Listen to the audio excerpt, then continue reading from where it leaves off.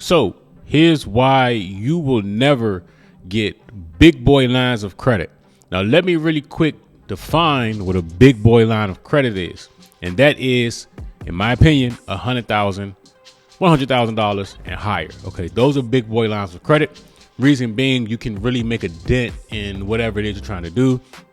Like in the video that I put out yesterday when I was talking about buying real estate, having, 6-figure lines of credit can allow you to, just draw from one line or draw from two lines versus drawing from a whole bunch of smaller lines of credit to make a move like buying a fix and flip, a rental property, Airbnb, a primary residence, whatever it is you're trying to do with these business lines of credit, which is, that's your business. Now, everything that I'm going to talk about here is not for people who are just trying to get business credit or business lines of credit that do not have real businesses. Everything that I'm going to tell you here will not work for people unless you have a real business that makes real income and that does real things. Now, the reason why the majority of people will not be able to get business lines of credit, big boy business lines of credit, is one thing, and that is your tax return. Now, I know that I mentioned apps like NAV, right, over at trybusinesscredit.com, but those for the most part will be smaller lines of credit. Any line of credit where, you're doing like a stated income thing, or you're uploading like, your cash flow, like your 3 months, 2 months of bank statements. For the most part, right, you're not going to get $100,000 and higher in lines of credit from places like that. Although they're good to get some lines of credit, to get big boy lines of credit, you're not going to get it that way. Now, I know Wells Fargo has a no doc up to $100,000, right? But like I said, anything past $100,000 as far as line of credit, you're not going to get from, these apps. Now, how do you even approach to even get big boy lines of credit? You're going to have to go to the business specialists, right, at these institutions. So like, for example, like M&T Bank has business specialists. If I'm not mistaken, Bank of America does, where you have people that work in the branch that actually only work with businesses, business line of credit, business loans, and things of that nature, right? Now, when I'm talking in reference to taxes, I'm not just talking about filing taxes. I'm talking about people that, let's just say, for example, your business made $100,000, but then you write off 80 so that you can reduce your tax liability. The write-offs and the expenses will hurt you from getting large lines of credit. Because you gotta look at it this way, right? If you made $100,000, but you wrote off 80, and your business technically only made $20,000, they're not going to lend you $100,000 credit limit on a $20,000 profit.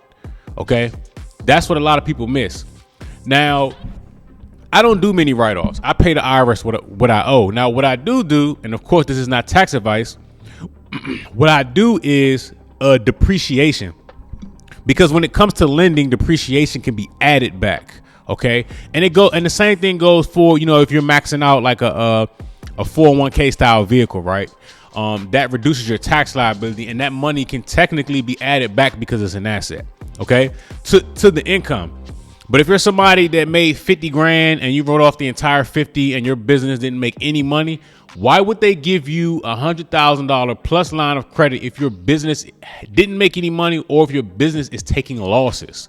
Okay, now, when it comes to these, they're going to ask for your entire tax return, or they're going to ask you to fill out a 4506T, which allows them to electronically get your tax return from the IRS, because you have people out there that will, make fake tax returns.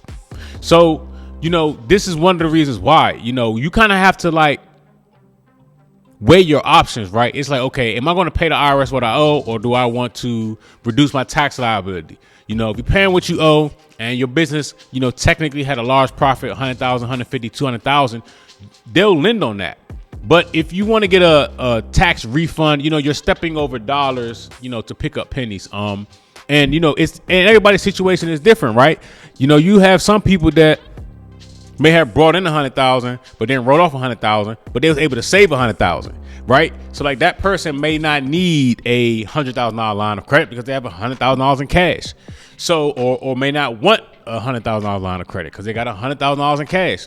So everybody's situation is different when it comes to it, and you should strategize with your tax professional.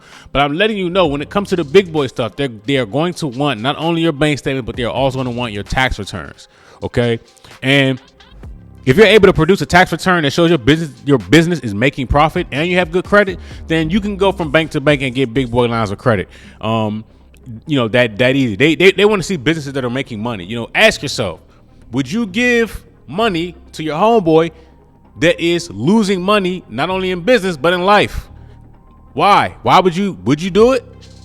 No. Why? Because he won't be able to pay you back because he's losing money, or she won't be able to pay you back because she is losing money. So why do you think that a bank would give you money if you're losing money on paper, when that's all a business is paper, but your business is losing? Look at it from the perspective of like the Shark Tank people. If you ever watch Shark Tank, the businesses that are actually producing profit monthly or quarterly or weekly, they'll give them money because there's a high chance they'll get the money back. But if you're losing money, they're not going to give you any money. It doesn't make sense. And this is one thing that a lot of people don't know. So if you have a real business out there and you're actually making money, you have great cash flow once tax season comes around, you have a decision to make. And this also impacts people that want to buy homes. I know a lot of business owners that do good, but when it comes time for tax season, they shoot themselves in the foot, because the way the bank looks at lending you money, even on the real estate side, is whatever you brought in minus expenses. That's your real income. So if you made $100,000 but you had $80,000 in expenses, your real income is $20,000, and they're going to base your pre-approval amount off of that $20,000. And I'm here to tell you that I see people do it all the time, and they cannot even buy a home just because they want to reduce their tax liability, which everybody does, or they want to get a tax refund. After the liability, then you got a bunch of like earned income credits and all this other stuff you can get to, put you on the side of a couple $1,000 refund. So you got to pick and choose your battles, and you got to plan accordingly for whatever it is you're trying to do. But I just wanted to leave you all with that. The smaller lines of credit, 10, 15, 20, 25, 30 are very easy to get. But once you get into the six figures, you got to show that your business makes money. And it's that simple.